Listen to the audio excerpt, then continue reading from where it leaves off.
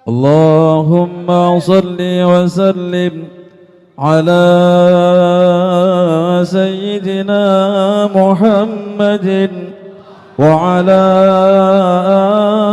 آل سيدنا محمد. اللهم صل وسلم عليه. Assalamualaikum warahmatullahi wabarakatuh. Bismillahirrahmanirrahim. Hamidalillah tabaraka wa ta'ala, musalliyan wa musliman ala rasulillah Muhammad ibni Abdillah, la hawla wa la quwata illa billahil aliyil azim.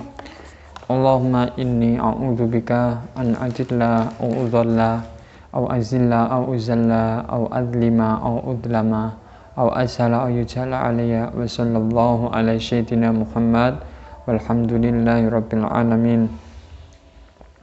Wa fi sanatil muhtasid ila sa'asabuni nafa'allahu bi ulumihi fidarain amin. Al-Fatihah. A'udzu billahi minasyaitonir rajim. Bismillahirrahmanirrahim. Alhamdulillahi rabbil alamin, arrahmanir rahim, maliki yaumiddin. Iyyaka na'budu wa iyyaka nasta'in, ihdinas siratal mustaqim, siratal ladzina an'amta 'alaihim ghairil maghdubi 'alaihim waladdallin. Amin.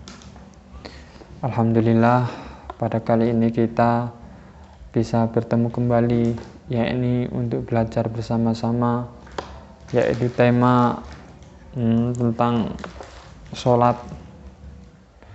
Sholat adalah suatu kewajiban baik bagi kaum muslimin muslimat, mukminin mukminat ketika itu sudah balik. Sudah balik itu berarti mereka adalah suatu kewajiban, yakni kewajiban itu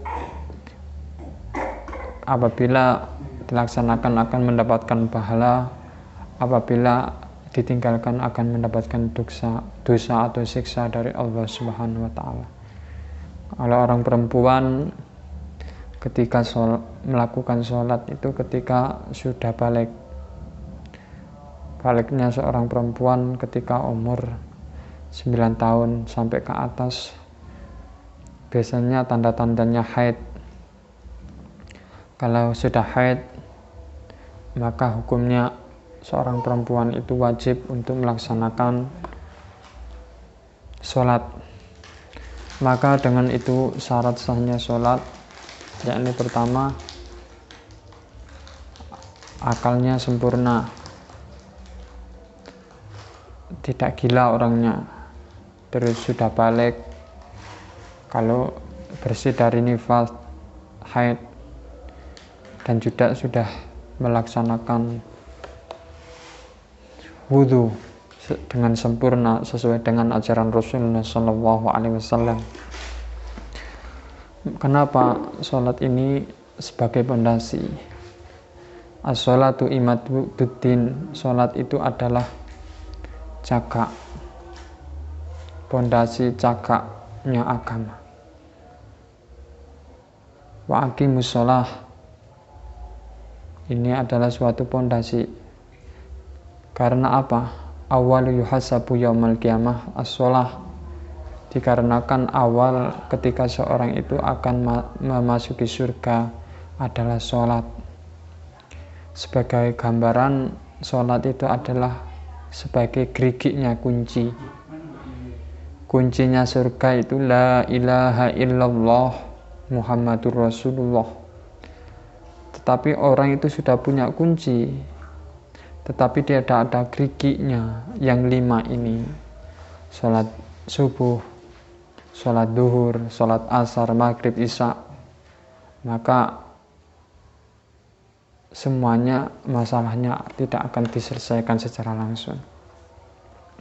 Karena awal yuhasabu yaumul qiyamah sholat, apabila sholatnya baik, 5 waktu sempurna, insyaallah udhul jannah dengan mudah. Segala urusannya juga akan mudah. Apabila sholatnya buruk, kadang sholat kadang enggak, maka ini adalah suatu tanggungan setiap muslim. Maka hisabnya juga lama, dikarenakan kunci surganya tidak lengkap. Maka suatu kewajiban ini yang sangat penting bagi kaum muslimin muslimat. Sampai Rasulullah Shallallahu Alaihi Wasallam ditimbali Rasul oleh Allah Subhanahu Wa Taala secara langsung, yakni Isra dan Mi'raj, dari Masjidil Aqsa ilal Masjidil Haram, dari Masjidil Haram ila Masjidil Aqsa.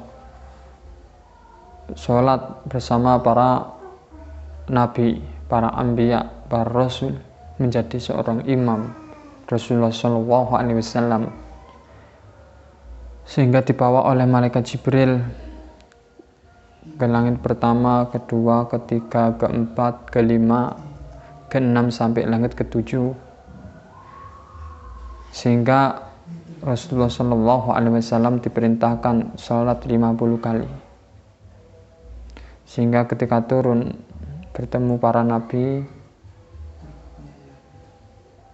yakni nabi tersebut menanyai Rasulullah SAW, kamu diperintah Allah apa? Melakukan sholat berapa kali sehari malam? 50 kali. Maka nabi tersebut memberikan saran kepada Rasulullah, minta keringanan. Sehingga sholat tersebut Rasulullah naik bercakap-cakap dengan Allah, minta keringanan, dikurangi 10, turun lagi, dikurangi. Karena apa? Umat sebelum Rasulullah itu umat yang paling kuat, ibadahnya juga kuat, badannya kuat, maka sholatnya 1 minggu 1 kali. Sedangkan umat Islam kalau melakukan sholat 50 kali setiap 27 menit itu sholat, mboten kober kerja, berarti sholat. Maka itu diberi keringan sampai sholat itu menjadi 5 kali, tapi pahalanya seperti sholat 50 kali.